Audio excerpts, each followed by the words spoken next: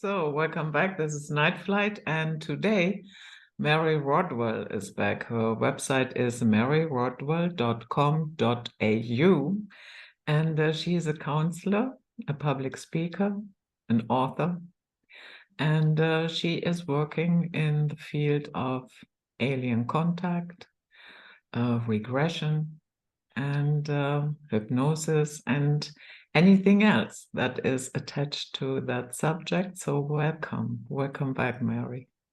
Thank you, Jude. It's lovely to be invited again. Thank you. So we haven't talked in a long time, and I remember the last time we spoke, that was just the beginning of the microbe hysteria. And so is it over in Australia as well?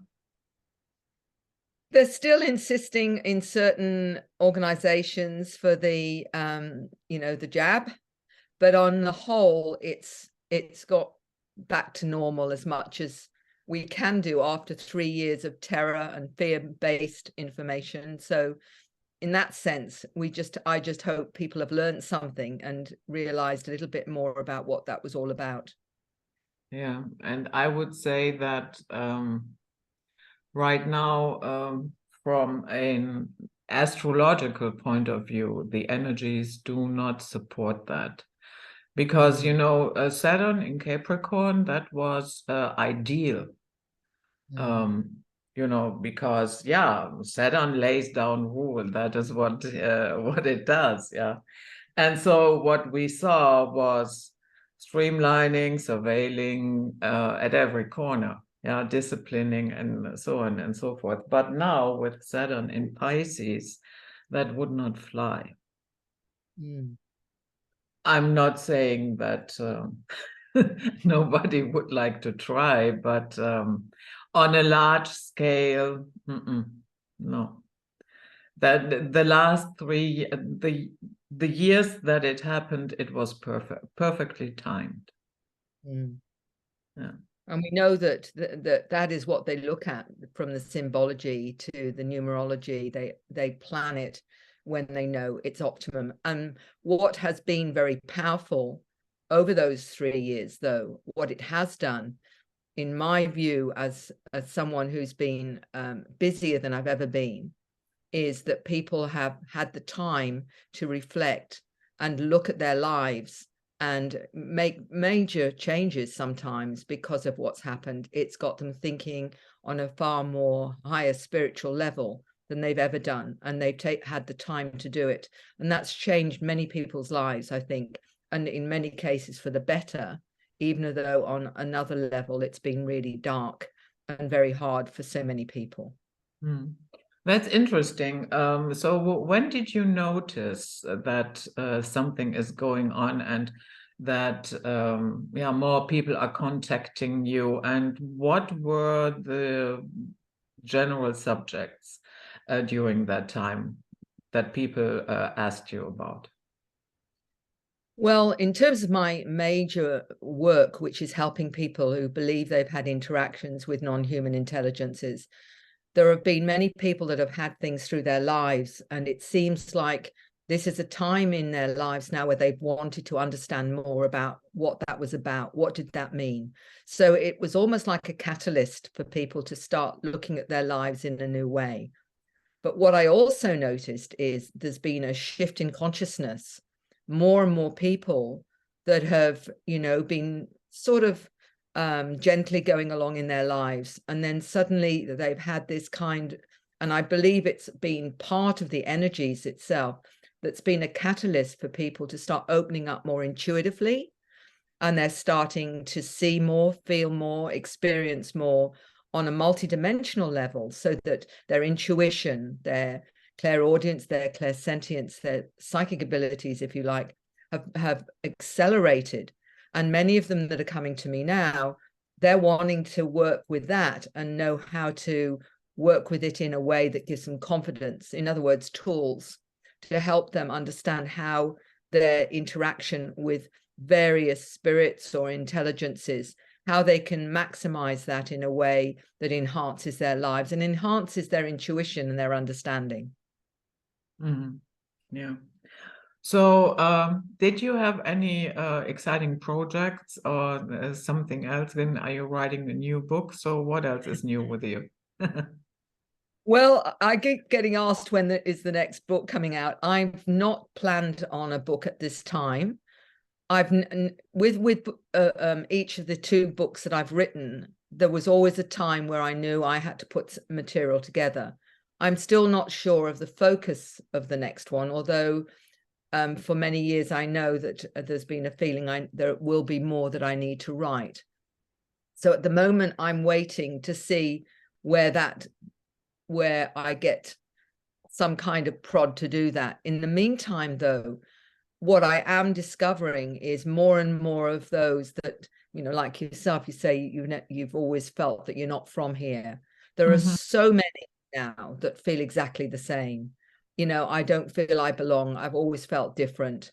And feeling like they've got a mission or a purpose or something that they've got to do. And many of them have said, I need help to actually work out what that is. So, in my work, often it will be, I've come to see you, and I'll say, why have you come to see me? I don't know. I just knew I needed to come and see you. So it's like, right. So now we've got to do some kind of work out the mystery of why you're here in the first place, And often it's because they're at a point, a crossroads, where they know that there's something new ahead. And it's about how do I work out what that is, and so that I know which direction to take. So what I've also found with what's happened over the last 3 years, it's created this new desire, this passionate desire to work out what is the most important thing in my life now. Where do I need to put my energies? And often, and I mean, it's an interesting thing, in terms of where I'm living in Australia. I live in a very small little tourist town, the lower end of the Great Barrier Reef, and the population has been for many years around 2,500. So it's quite small. We have tourists and what have you. In the last 18 months, it's trebled in population. So it's 6,000 something or other.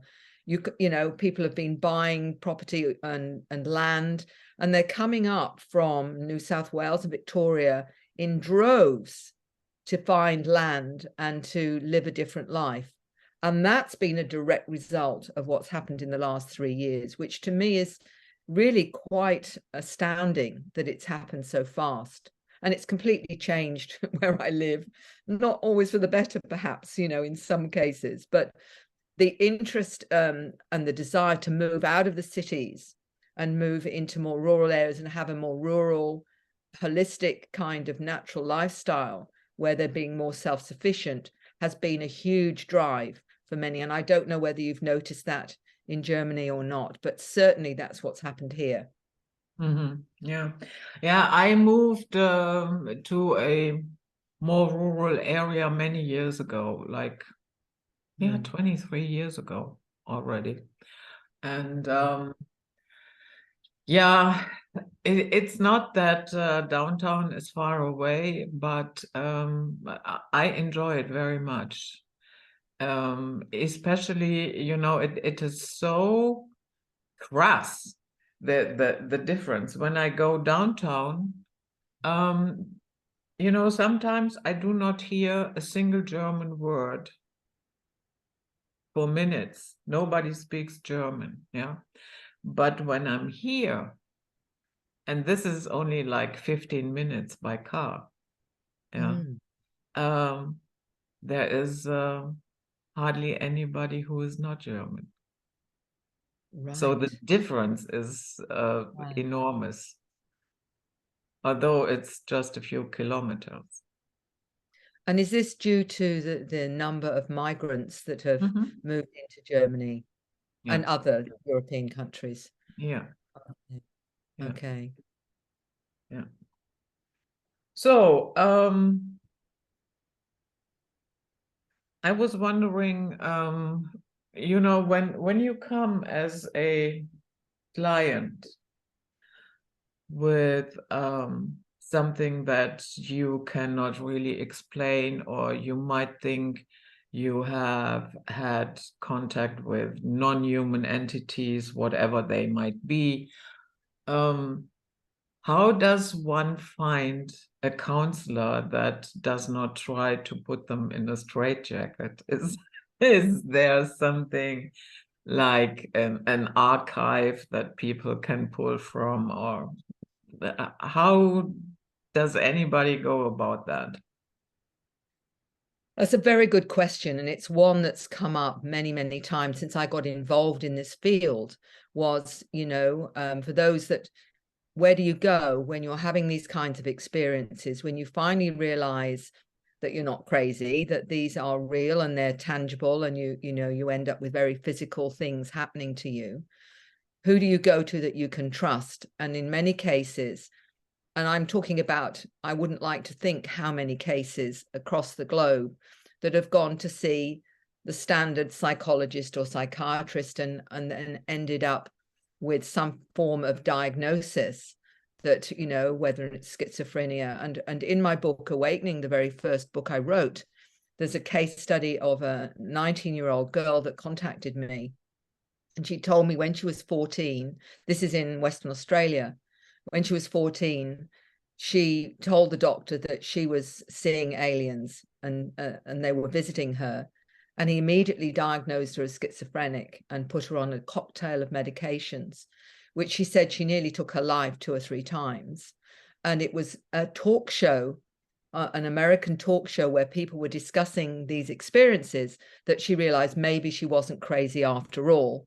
And she happened to find out about myself because once I got involved in this and did a few interviews, people started to find me, even though I didn't expect that particularly. It was the way it unfolded. And then it was, how do you help the many hundreds of, maybe not only hundreds, but thousands, perhaps even millions, and I suspect there's as many as that. How do you help those find some source and resource where they are understood and their experience is understood, and they can be helped to work out things for themselves? Because often it's not just having someone listen to you without judgment often can be all that somebody wants. They just want to know somebody isn't going to roll their eyes or label them as crazy. It can be as simple as that, or it can be more than that. I thought, well, what do you do? So I wrote in Awakening something where if you want to go to somebody professional to find out more or get help, you can test them out by asking them a few questions before you identify yourself, whether or not they're open to this kind of thing. And some simple questions without saying who you are, saying, do you believe in that we're being visited by, intelligent life? And if they say, well, that's a load of rubbish, then you're going to know they're not the person to go and see. Do you believe we've been visited, by certain intelligences?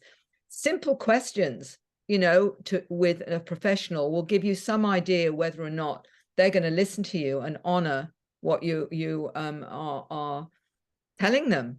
One of the interesting cases that came in that kind of way was I had a gentleman who got in touch with me, and he lived in another part of Australia, and he rang me and said, well, I'd been to a psychologist and I finally told them my story, and they said, and that this person said to me, the psychologist said to me, oh, you must have had trauma in your childhood. So basically putting it back down to that kind of judgment, if you like, or diagnosis. And he said, so that wasn't helpful. So can you help me? And I was able to help this gentleman. The rest of the story was about a year or two later. I got this email from a psychologist in the same part of the country saying, Mary, I believe I'm having experiences with non-human intelligences. And she said, and this is the bit that made me chuckle a little bit, because she said, I had a gentleman once come to see me, and when he told me about his experiences, I told him that maybe he'd had trauma in his childhood. And I feel terrible now because I realize that he was having real experiences and I'm having them as well.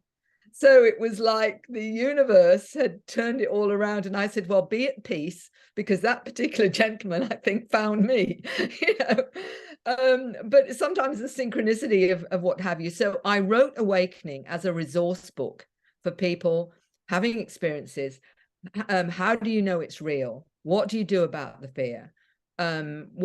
What kinds of resources are out there? How do you choose someone to help you get support and help, like asking certain questions and what have you?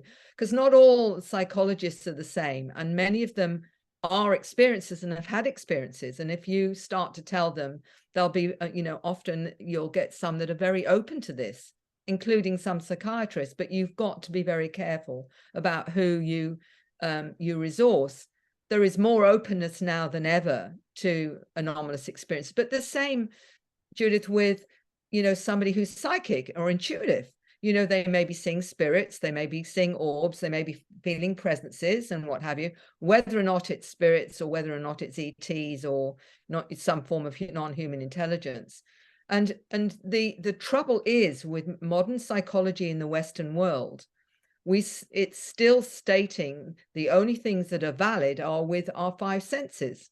And of course, we know that we are a consciousness within a physical container. We are not trapped in it. We can experience things out of this when we astral travel, go out of body.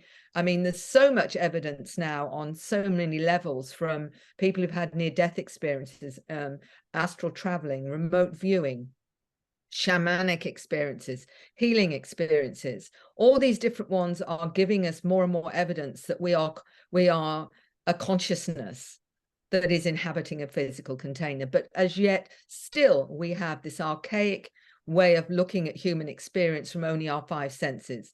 That is changing. And luckily, there are organizations now, even within the field of ufology, that are taking it away from not just the physical, but realizing that people, and one of the things with that's very important is that when I got involved with the Dr. Edgar Mitchell Free Foundation, which now has changed to the Consciousness and Contact Research Institute, we're looking at all these different ways that people can end up having experiences. It might be through Kundalini awakening, or it may be through a near-death experience where they start communicating with these intelligences. And when we did the surveys with 4,200 people globally, what we discovered was that out of that 4,000, 75% of them had experiences out of body, not physically, with these intelligences. So what is that telling us? It's telling us we go out of our body many, many times, and we will have interactions with different intelligences in what we would believe to be a dream state, or or whatever. But the bottom line is, what it's showing us is consciousness is primary, that we are a consciousness, a soul, spirit, whatever name you want to give that awareness that we have, that soul aspect of ourselves that is not tied to the physical body. And a lot of our experiences are connected to that state of being. Mm-hmm. Yeah, I can imagine that, especially if you have never dealt with the subject for yourself, you didn't read anything, and all of a sudden it hits you like a shovel over the head. Yeah, and then what? Yeah, and now where to find somebody that will listen without telling you that you're just a nut job. And this is why I find the truth embargo that we know is happening across the planet, where people are not told the truth, not told that we've been visited all through our history, that we are in fact genetically related to perhaps a number of these intelligences. The truth embargo has done so much damage on multiple levels, but the primary one that I am concerned with, because I'm working with those that have these experiences, is that they're marginalized. They're already judged to be unstable, judged to be crazy or mentally ill.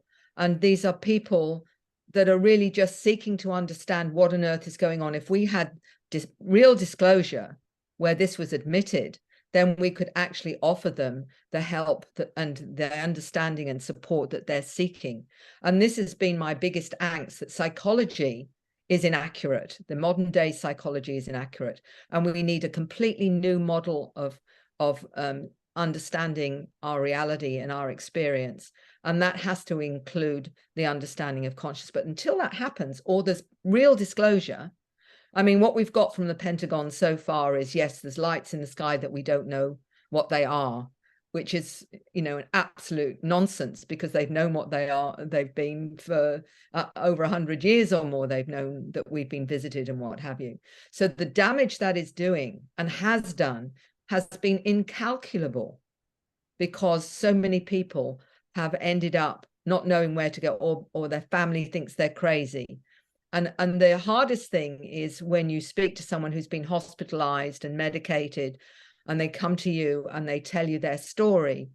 It is heartbreaking to think they've ended up believing that they must be crazy after all, because everybody thinks that they are. And the other thing that's been very hard is where you've got one person in the family having experiences, but the partner isn't, or husband or wife isn't, or the children are not aware of it. And they become so isolated because the partner gets scared or doesn't want to hear it. And so they can't even talk to their family, because the family just can't handle it, or the relatives think, oh, you're a little bit crazy or whatever. It's an awfully isolating thing for someone to have these things happen to them and have no one they can share it with or listen to them. And some of their experiences can be quite profound, you know, in terms of their interactions and what have you. But I've met and talked to so many that have said, you know, woken up with marks on the body, have seen the craft, had seen beings come into the room, and saying, but I can't talk to anyone about it because they don't want to hear it, or they get scared. So it is a really isolating, frightening thing for so many, because again, we have a truth embargo on the fact that this is real. What I do get a lot of times is that, well, there are no aliens. These are all demons. What do you say? Well, let's put it like this. When we did the surveys of 4,200 people across the globe, one of the interesting things that many talked about was 50% of them had healings on board spacecraft, from severe, almost fatal illnesses right through to a whole range of healing and protection. The other thing that many of them talked about, where they feel that they've been saved from a serious accident, somehow or other they've been protected, even from drowning. Unseen hands have saved them and what have you. So there are multiple cases, and there's a lovely gentleman who's an experience of Preston Dennett in the US that's written several books on the healings. One of them is 100 documented UFO healings, and he's written another book since then. I have talked to clients that have had incredible healing and upgrades of their intelligence and what have you through having their interactions with these beings. So the bottom line is, for me, that on the whole, it appears to be that, you know, that this has been a benevolent experience. And one of the things that was clear in our surveys was 85% of those surveyed said they had a psycho-spiritual transformation. Well, if these are evil entities, it's rather interesting that what they're doing is helping people to transform into a more beautiful, higher consciousness. Why would they do that if they were evil? I'm not saying there are not intelligences that are self-serving, and I suspect there are some that may have their own agendas, for sure. And one of the whistleblowers recently that I was listening to was saying that the government, or, you know, the deep state, know about the fact that, and they admit that 95% of those visiting this planet are benevolent, and there's about 5% that have their own negative agendas. So on the whole, what we're hearing is more benevolence than anything else. And the other thing I'd like to say to people is that if they had these really dark agendas, we wouldn't be here now, because they could have taken us out at any point in our history, and they haven't done that. And the reason for that is, I believe, is because we're genetically related to many of these particular species of intelligence that are visiting this planet. But in terms of evil entities or dark entities, there are, I'm sure, entities, interdimensional ones, and we hear about, that there are those that get possessed by that. That is not what we're talking about here. We're talking about non-human intelligence that is related to us in some way or another, or of the higher realms that is helping us as a consciousness and as a soul to evolve into a higher awareness. Maybe they didn't wipe us out because they like to farm us. Well, some have suggested that, but I think that why, if they want to farm us, why raise our consciousness through these experiences? Why bother to do that if we're really just being farmed? They might as well keep us as dumb animals, and we don't go around and do that to cows and try and raise their consciousness before we make a beef steak. So if they're farming us, why would they bother to educate us on board craft? And there are so many stories of people having experiences where they're being taught how to use their consciousness, use their mind, how to heal, how to operate and connect to animals and plants. Why bother to do all of that if ultimately their agenda is that we're just some kind of, I don't know, fodder for certain intelligences? It doesn't fit with the data. None of it fits with the data that I've come across. How do you distinguish between, I guess you do not only have experiencers, but also abductees. And how do you distinguish between military abduction and a real alien abduction? It's a very good question, Judith, and it's been one that's has been very challenging as as a researcher and as a therapist, because when someone comes to me, if they're traumatized, what's actually going on here? What am I looking at? Is it something? And often those that have had experiences can have had both the ET plus the military. And the reason for that is, in most cases, if it's my lab, the military abductions, they've been abducted by the military because they've had ET-related experiences. And military want to know what happens on the craft, what do they learn, what information about the beings. So they're interrogating them in these underground bases. When I've ever done and looked at doing experiencer workshops and what have you, the ones that have been the most traumatized have been the ones that have had military abductions. And it's almost classic every time. They have been the ones most severely traumatized because they're drugged and interrogated, and it's all to find out more about what's happening on the craft with the extraterrestrial beings that they are going to or being taken to. Mm-hmm.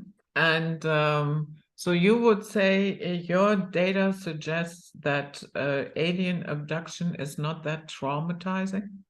No, that's not what I'm saying. What I'm saying is anyone taken when they're not knowing what's going on is scary. Yeah. And for many people, they are, what's going on. They don't know it's real or not real. They don't know whether they're going crazy. So, I'm waking up maybe with marks on the body, really not understanding what's happening would be scary for anyone. But what does happen with often the ET ones is that as they get to understand more of what's going on, and that happens over maybe a length of time, many, it could be months or years even, they get to understand there's more going on than they realized consciously. And they may very well start to realize that what's happening is not necessarily as dark as they believed it to be, because our fear of the unknown is the big one. And what I discovered with many of those that I've helped through hypnosis, where they've not known what's gone on and, woken up with things, when they've been on the spacecraft and they've seen what actually goes on, they are often surprised by the information that they've learned on that craft. They may find that they've been taken for a healing procedure or a medical exam, and they will want to know why. and they often find that in some way they're connected to these intelligences on a consciousness level, that they may in fact be part of a big plan to raise consciousness. So when they, and one of the questions, Judith, I will ask most times is, have you on any level consented to this experience? And many of them will say to me, yes, but it was before I came here as a soul contract.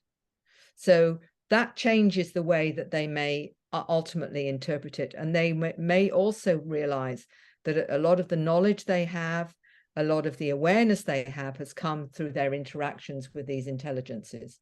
And these intelligences are not just, some of them are humanoid. In fact, most of the surveys were showing us the majority that people see is actually humanoid beings, and then it's, you know, the greys and other forms, light beings, you know, a whole range of different types of beings.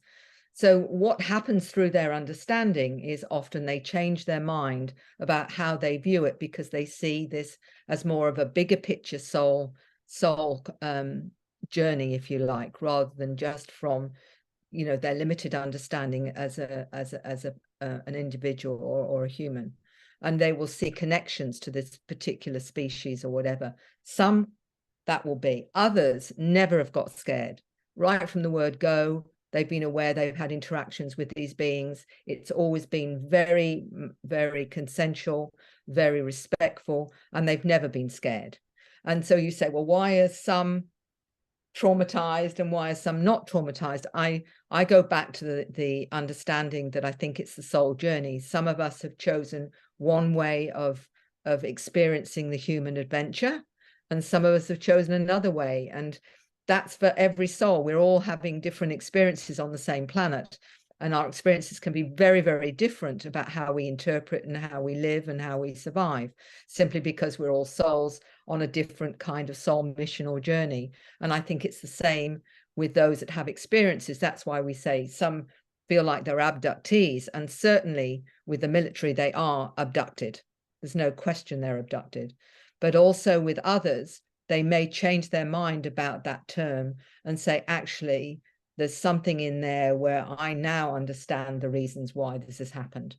That's not everyone, but that's, you know, my job isn't to tell people what to believe. My job is to help that person as much as possible work out what this means to them and how they choose to interpret it. That's my job, but not to tell them what to believe. That's up to them. Mm-hmm. Okay. So, but did you have clients that were highly traumatized after an alien encounter? I've certainly met a small number that have been really traumatized by the ET experience that they have. And all I can do is work in the same way you work with any trauma, is helping them to find a way to manage their experiences in any way that works for them with their own awareness and understanding. As again, I can't say you're allowed to be traumatized or not allowed to be traumatized. As far as I'm concerned, every single person has to work it out in the same way. If it's a human trauma, you know, whether it's someone having a trauma on this planet, what do? You listen, you support, and you find out what will be the most helpful for them in terms of getting them to move forward in their lives in a healthy, balanced way as much as possible. So it's the same, it's exactly the same kind of process, really. There's no difference other than it's not of this world in the way that we understand it. Mm. Yeah, sometimes we have great metaphors in movies or in TV series. One that comes to mind is Stargate, especially Stargate SG-1, the Goa'uld with the literal snake in their head. Oh my goodness, yeah, that was quite a metaphor. And of course, also then later on in Stargate Atlantis, where humans were used as food. by the Wraith. But the Wraith, of course, they didn't chop us onto the grill. They sucked the life force out of the humans. So I don't think this is all coincidence, or this is just imagination. And I think they got away with it because, yeah, you have to think around the corner, yeah, to really understand the metaphor that's going on there. And so do you think that, I'm not saying it's one-on-one, but that they are giving out hints to the public via those sources? I'm absolutely certain they do. On a lot of the films that we're seeing are giving us understanding about the bigger picture and what's going on. And there certainly is a suggestion of all the different beings that are interacting. The reptilians have got, and Dracos have got a pretty bad rap, primarily. Not that all of them are apparently self-serving in the way. And we do know that there are hybrids created by that particular species, and probably others as well, which, you know, have human form, but are actually connected to this genetic heritage. That's another complete ball game, because I've met those now that have told me they believe they're hybrids. So hybrids of what? And we've got hybrids, it appears, from a number of different star systems, including the reptilians. Now, are they all going to be bad? Are they all negative or whatever, and what have you? We don't know for sure that they all are. I do know a number of them. There are beautiful souls, healers and what have you, that have this extra genetic mix. So there is definitely a hybridization going on. And I think that there's, from what I've spoken to with those that identify with hybrids, they're coming in with special skills from different star systems to assist this planet. Now, people can believe that or not.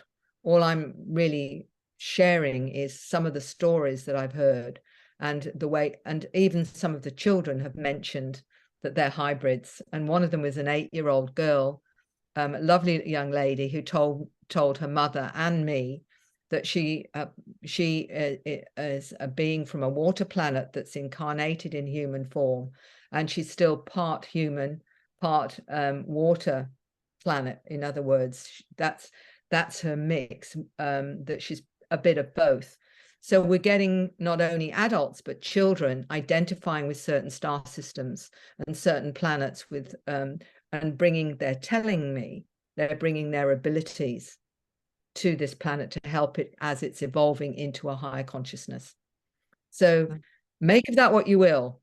I just gather the information, and I look at as many parallels or as many patterns as I can to see if I can get some understanding of the bigger cosmic picture, if you like, or the greater genders. And there's, from my understanding, many genders, many different genders, depending on the particular intelligences that are interacting with us.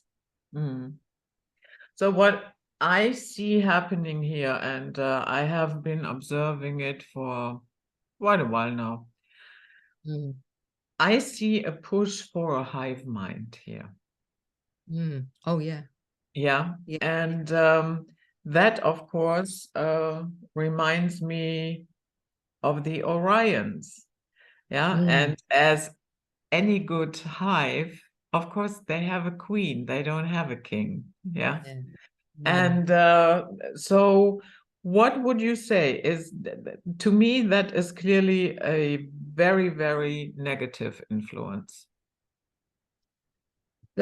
Well, there's certainly, I mean, and this is going into much of the conspiratorial side of who is actually controlling this planet, and all the agendas that seem to be about controlling the population of all the, of the whole globe.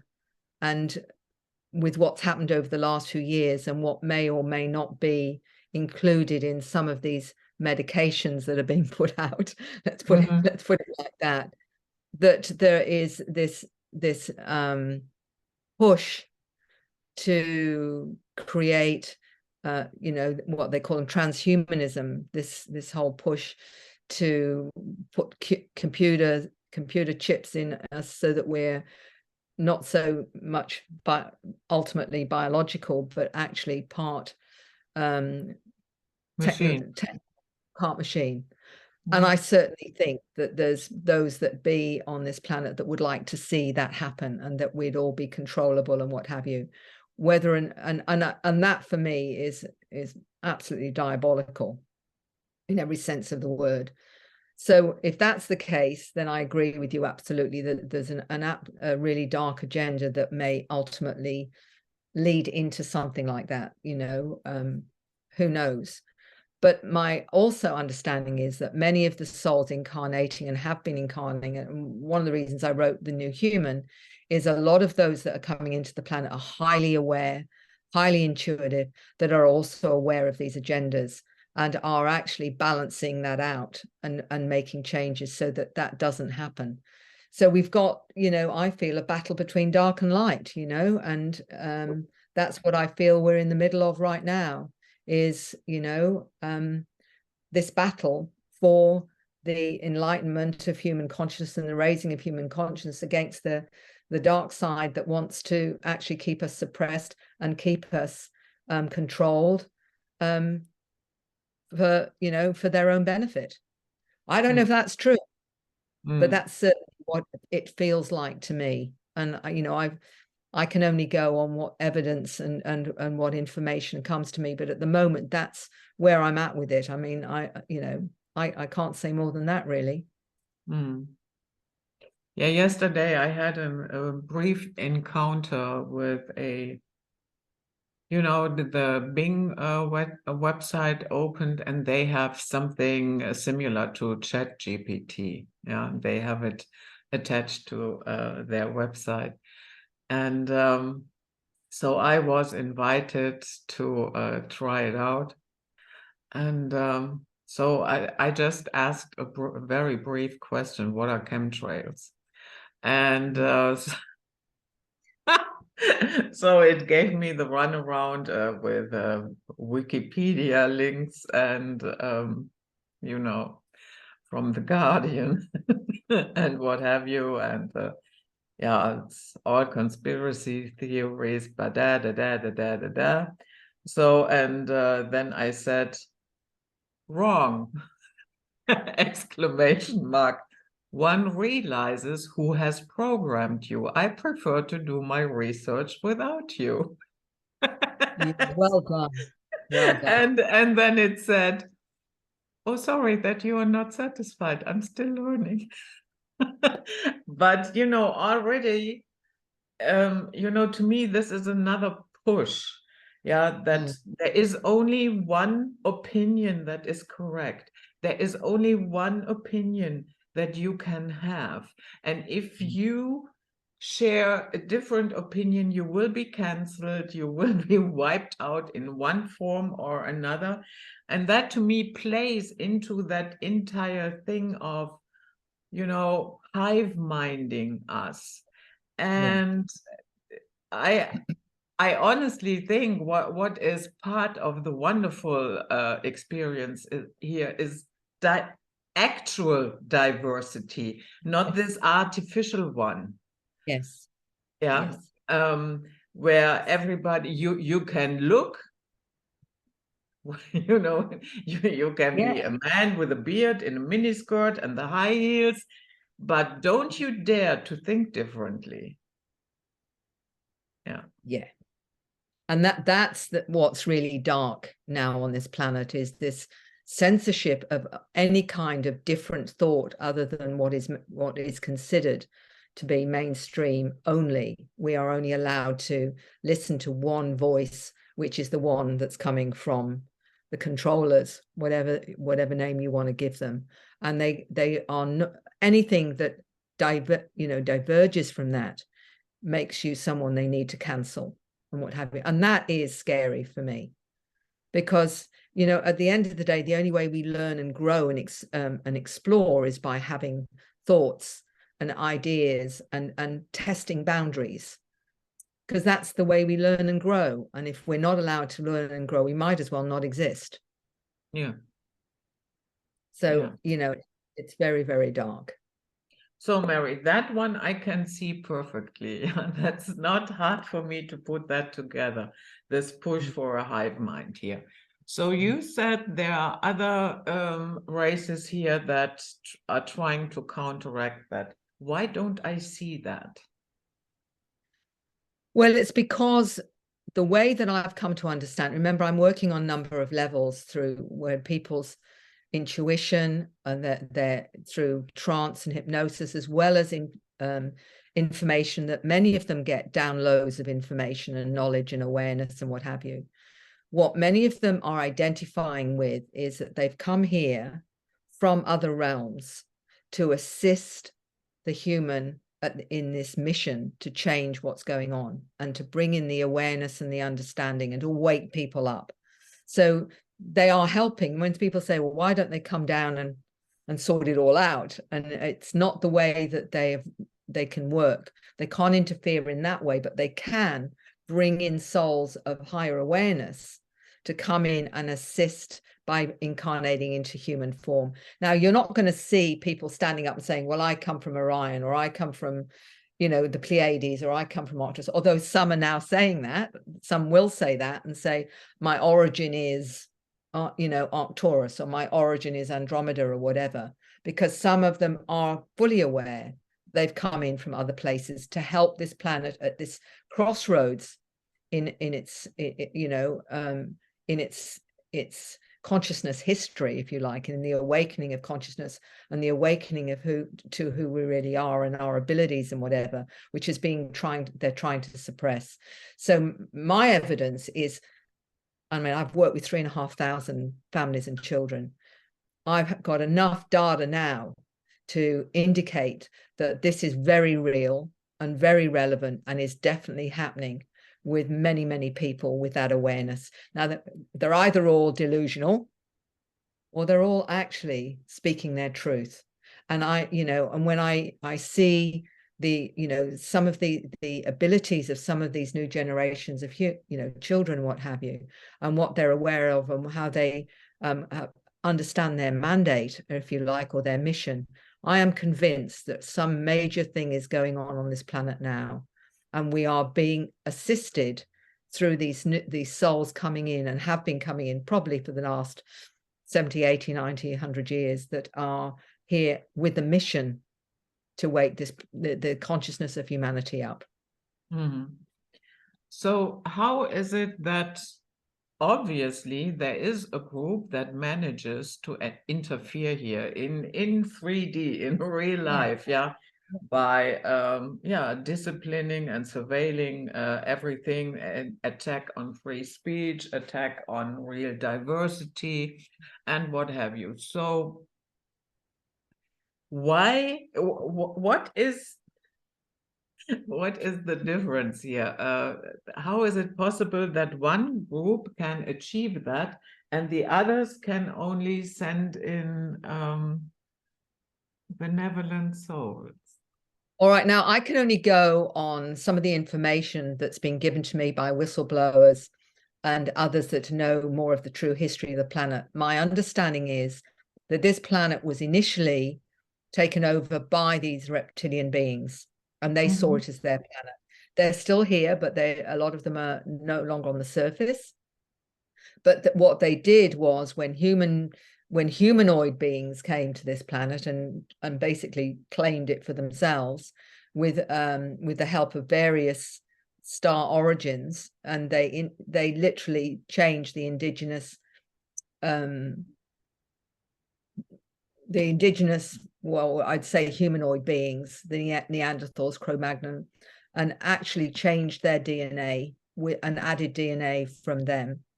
What the reptilians, this is one version, and you know, I don't know for sure because, you know, I'm not the whistleblower, but what they were saying, this came from an indigenous North American indigenous peoples who had actually information from their own history, that what happened was then we were created as from at least 12 different star origins, and that has been genetically shown that we have been intelligently designed. What happened was that these reptilians then left much of the surface, but created some of their own hybrids, and they're in the bloodlines. And these bloodlines are the ones that are the rulers of the planet. And so their DNA is in these bloodlines, which have maintained control right through the centuries as monarchies, et cetera, and have continued controlling the planet through their own bloodlines, which are related directly to some of the reptilians. So they're reptilian human hybrids. Although we, all of us have a certain amount of reptilian brain as well. The bloodlines, are the ones that are basically have been ruling us for thousands of years. And that's how the reptilians retain control. And they're still doing it now. And they know that there is something within us that once activated would change the status quo. And the only way to stop that is to poison the water, poison the air, put things into us that aren't doing us any good, poison the food, and basically keep us sick and unwell and in a lower vibration so that we can't challenge that status quo that's been there for so long. And this is why a lot of these star seeds have been incarnating, is because they're going to help change that status quo. So that's one version. I'm not saying it's totally accurate, but a lot of it does make a lot of sense to me when I look at what I'm seeing and what I'm researching. A lot of that does fit in with that kind of scenario, but I don't know for sure that that's accurate. I only know that it certainly, some of it makes sense to me. Yeah. It makes sense to me as well. I have done a lot of interviews with Gary Wayne, and he has he looks at it from a Christian perspective. And I did many interviews with him about the bloodlines. And yeah, well, in his view, the bloodlines are ultimately the descendants of fallen angels. That is what they are proud of. Yeah, so that would be the reptilian in what you just described. But yeah, I wholeheartedly agree that ultimately what they are connected to, however you want to describe that, fallen angels, reptilian, that is not human. Yeah, that's exactly it. And they've been basically holding the power right from the very beginning, and they're still maintaining it at the moment. But there is a shift now as people are starting to wake up, and they're starting to see for themselves the truth of what's going on. And that's because that more of their awareness and consciousness is being activated. And this is supposed to be the time where we can actually, hopefully, get that, change that scenario into one that is more beneficial finally to humanity, and to give us our freedom, our real freedom. Because at the moment, really, basically, we're slaves to those bloodlines. Yeah, that's how it's meant to be, as far as they're concerned. We're there to serve them. Yeah, and there are too many of us.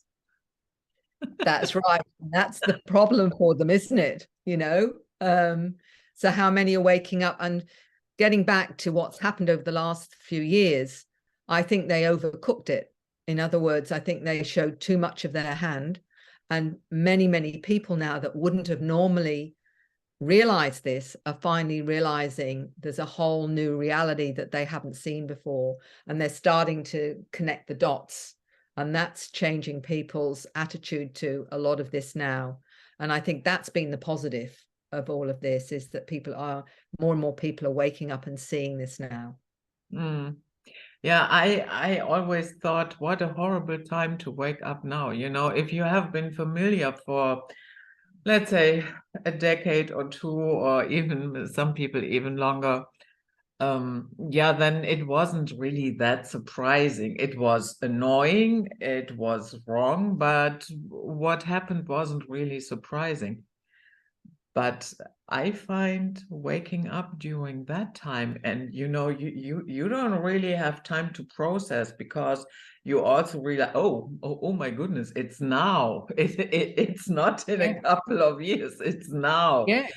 So we are in it. And I thought, what a frightening time to wake up to the new realities at that very moment. Wow. Well, the thing is, Judith, this is what many of us that have opened up to this over the years, we've been able to process it, even though it's been confronting and we've had to do, but we have had time to sort of assimilate and connect some dots, what have you. Whereas somebody that's suddenly faced with all of this is, it's very scary. And their whole world is being turned upside down. And so, I mean, in a way, it's the same thing that I've been doing all along, which is helping people traverse the old paradigm to the new one that their experiences have brought them to. Well, now it's global. It's not just a few here and there, a few thousands or whatever here and there. It's a global awakening. And I think it's going to be very, very challenging for many millions of people until we get some kind of stability. And I'm just sure that the ones that woke up previously will probably be required to help the others cross that bridge. I think we're all going to be needed to help that process happen. Mm. What is your outlook? Do you think we can turn it around? Because that future that they have outlined there, with a hive mind, and there's just one correct opinion, and I don't want that. Well, I won't be here if that happens. But I make a joke sometimes, and there's two things that make me optimistic. First of all, the fact that I'm seeing so many people wake up now, and so many new generations of human coming into the planet. And I don't believe they've come here for a waste of time. I believe they've come because they know they can make a difference. And I've always felt myself that part of that was part of my job too. And I don't think I would have agreed to come as a soul if they said, Mary, you're going to work really hard all your life, but it's not going to make any difference to the planet. I would say, you know what? I think you can find someone else to go and do that job. I think I'll stay behind. Thanks very much. No, I've got this real sense that we are going to do it. We are going to make a difference. And I think everything that I'm seeing and how people are waking up and realizing now is telling me that we are getting to that point where it's all going to change. And I do, and I know I've met so many experiences that have said they've got this anticipation, this, awareness, almost waiting for this shift to happen. It's like they know it's going to happen. And the shift, whatever that is, or however it happens, that there's a real sense of it's going to happen no matter what. So I'm very optimistic, even though, they say it's always darkest before the dawn, don't they? It's we hear that many times. I think we're on the closing stages of whatever it is. And I think whoever it is that's, the group that arranged all of this, I think they overcooked it. They went in too quick, too fast. And I think people suddenly realized the water was getting hot and they're jumping out in big numbers. And that gives me a great deal of hope. Yeah. Yeah. And what I also see is that they are trying to accelerate everything, especially with ESG and, carbon neutrality and what have you. Yeah. And I don't know how it is in Australia, but here the plans are not very well thought through. Yeah, meaning if you want to electrify everything from heating to cars to what have you, then you need to make sure that the grid can handle it. And our grid here is not laid out in a way that it can handle, you know, we heat with electricity, the cars are running on electricity. None of it is ready. And that is why it is so, yeah, I don't know, as if a kindergartner has made that plan. Yeah, because now here in Germany, allegedly starting with next year, it is forbidden to use oil heating or a gas heating in the house if you build a new house. So, and then the rest of the houses shall be all renovated, and everybody should use heat pumps. We don't have the grid for that. No. Yeah, and you cannot make the third step before the first. That's not possible. Everybody knows this, but they are all acting as if it's no problem. Yeah. Yeah.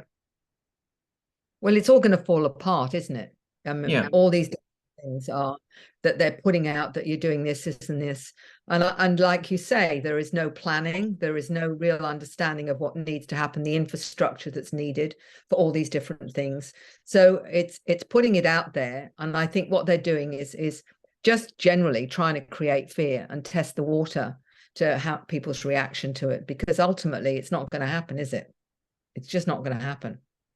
So I'm waiting. It's like the 15-minute cities, that they're trying to, look at what people are doing. They're just saying there's no way in a month of Sundays you're going to get away with that, because people are. And what's great about that is that it's getting more people to get pissed off and fed up and angry. And that's just more and more that is going to challenge whatever else they're trying to bring in. So, I think bring it on, give it a go, mate, because you're not going to win, because people are already now starting to literally see what's going on. And that's just more of the nonsense that they're coming out with. Yeah. And yeah, it will be very, very interesting the next couple of years. And the energies, the cosmic energies are totally in support what you just said, because we have Pluto now in Aquarius. Yes, it will go back into Capricorn and then come back in January and then settle at the end of next year. And that is the same energy that we had during the American Revolution, the French Revolution, and yes, the French Revolution ended badly. And that is where we have to be vigilant, so that those energies do not get hijacked right away, because it ended with the terror reign of Robespierre, and then later on they had an emperor again with Napoleon. So yeah, not the best example. Yeah. And of course it brought the technological revolution, and we had the trains and so on and so forth. So we have the same energies right now. Yeah. I hope that we can manage it wisely, because technology, Aquarius is it's always about technology. And what I just mentioned with that AI on Bing, we cannot allow to dictate an artificial intelligence our reality. Because if people get used to that, there will be no more research. Everything will stagnate. Yeah. Science will stagnate. Medicine, everything. Because there is only one answer that is correct. And if people rely on that instead of reading, going into the nitty-gritty, and then I would say we have lost. Yeah. And I think it's certainly a big danger, and we need to be very aware of it. But I also believe that we are aware of it now, and maybe not as much as we need to be, but that's coming to the fore now. And we've got people like Elon Musk, who's actually saying himself that he believes AI is the biggest danger to humanity now in terms of that. But I do think that we will transcend that, because there's enough now aware of that. And certainly those that are tuned in to communications with these various intelligences are being supported with what needs to happen to help this planet evolve into where we believe it's going to be. So I just think, like you say, absolutely be aware of it. And we have to really understand the dangers of technology. Yeah. I'm not saying don't use it. One of my patrons, we had a Patreon meeting last Sunday, and she explained to me she needed something for work. And yeah, so it came up with a, she said, actually, it saved me like 3 weeks of work. Wow. Yeah. So, and that is where I have to say, good. Right. Use it. Yeah. If you can become more efficient. But we cannot allow, that people do not even know any longer how to do research. Yeah, I know. Yeah. If even that is lost, yeah, how Yes. do I start? Yeah. Where can I look? And what should I read? If that is lost, oh my goodness. Yeah, Then absolutely. we have the hive mind. Yeah, yeah. So I think being aware of it, but also and being aware is also, in a way, the protection, because if we can know what may be ahead, we can actually take prevention to stop that occurring. Yeah. Yeah. And I know there are quite a number of people out there who are challenging the chat GPT time and again. And then, if you talk back too many times, then it goes error, error number, da da da da da, and yeah, All it right. has a problem. Oh, It has a it has a problem. problem. Oh, I love the sound of it. Yeah. Oh. So, Mary, you are optimistic, correct? I am optimistic because I know I'm going to make some of your listeners maybe laugh at my statement, but I've always felt that I wouldn't have bothered to incarnate if I thought it was for a waste of time. Mm-hmm. So I think that the reason I agreed to come down here was because I actually believed that it would that we would make a difference and it would change. And I do believe these souls that are coming in, there's so many coming in now. I believe they know that it's not a waste of time. Otherwise, they wouldn't bother to incarnate. So that's my answer to that one. And I think that we have so much within us, so much potential, that all we've now got to do is believe in that and believe in that potential in ourselves. And then we can change this planet forever into something that we really want it to be. And I absolutely believe that. Mm-hmm. Yeah, it's good to hear that. And I certainly hope that that will become true. And yeah, this dystopia that they have invented for us, I don't want it. I guess nobody really wants it if they would understand, the whole impact of it. But Yeah. I also have to say, we have a lot of people here right now, especially younger people, and they get paid for gluing themselves to the street because of climate change. Yes. Yes. I know. But Yeah. a lot of those things, I believe, will be exposed, and that people will be made there's a lot that's going to come out in my research and what I'm hearing of whistleblowers. There's a lot of information that's going to show how a lot of these things that have come up are actually inaccurate and that have been placed there just to create fear. And I think people are going to find out. So it's happening already, that people are starting to question on multiple levels. So, we're just going to have to see how it unfolds, but I feel very positive that people will wake up when they need to. Yeah, so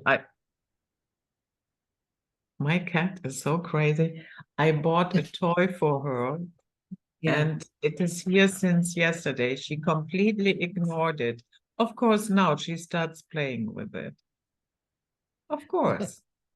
Of course. And she's making a lot of noise. Okay. So thank you so much for coming, Mary. Always good to talk to you. And tell people again where they can find you.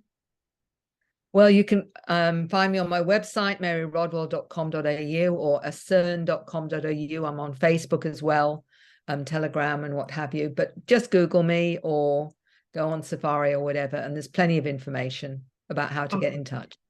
Okay. So that was it, guys. Night Flight for today with the wonderful Mary Rodwell. And we wish you a wonderful time. And we see us next time. Bye-bye. Take care.